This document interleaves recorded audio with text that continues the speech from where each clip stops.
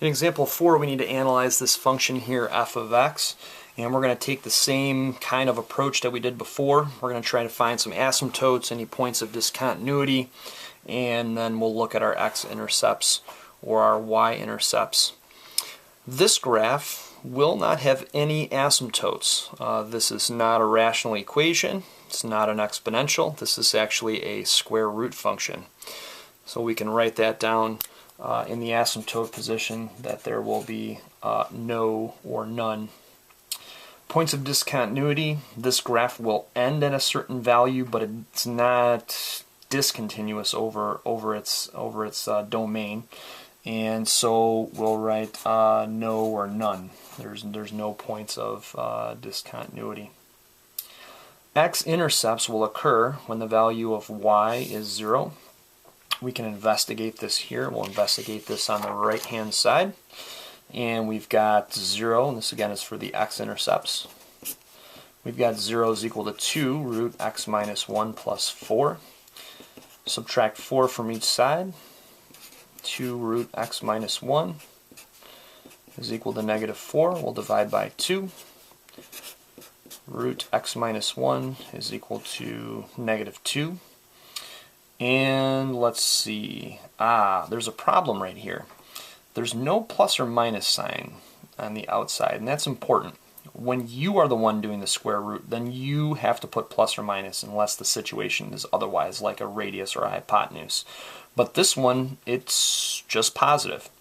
If we take the positive square root of any number, that won't give us a negative value. So there aren't any x-intercepts for this one. So this one would be none. Y-intercepts. The y-intercepts will occur when x is 0. 0 minus 1 is negative 1. The square root of negative 1 is not a real number. We're on the real number plane here, so there won't be any y-intercepts at all.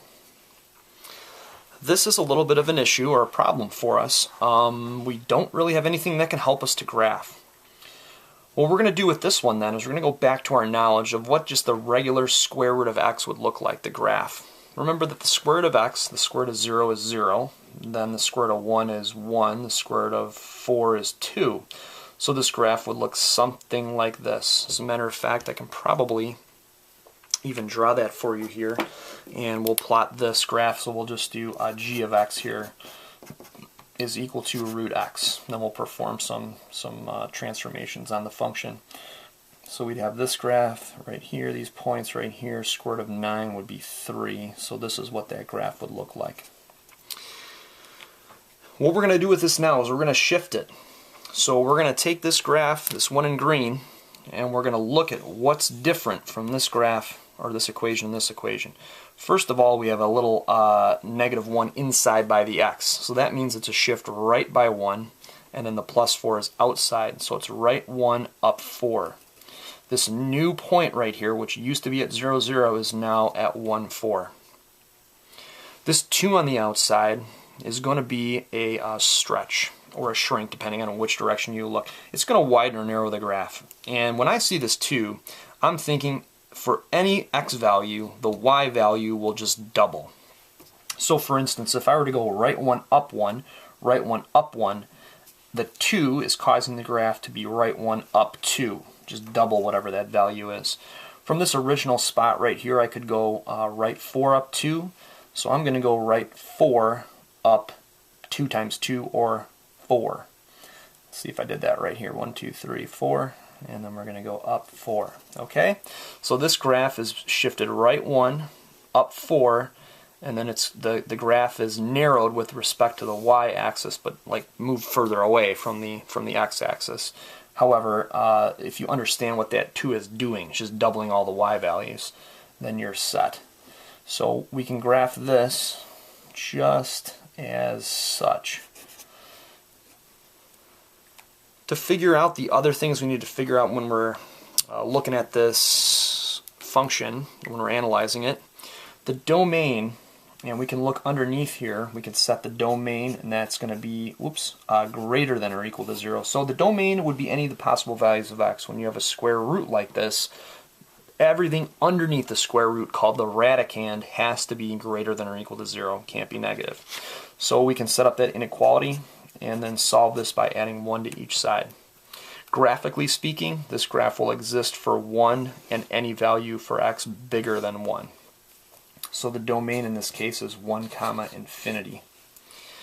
The range is a little bit different. The range, of course, is the values of y. So we're going to look for these values of y here. We know that this point 1, 4 does exist. 4 is the y value. And then y could be anything bigger than 4. And actually, I need to go back and I need to add a bracket here. That would indicate that 1 is a possibility, and it definitely is. So if I do 4 here to infinity, remember in this case, because when x is 1, 1 minus 1 is 0, 2 times 0 is 0, plus 4 is 4. So 4 is definitely a value that does exist, and so is 1. 1 is a possibility.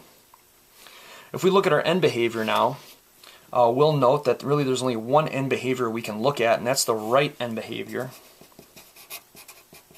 So as x approaches infinity, y also approaches infinity. As x gets big, y keeps on growing. And the left side, in this case, does not exist. There just isn't any. Negative infinity, graph doesn't exist.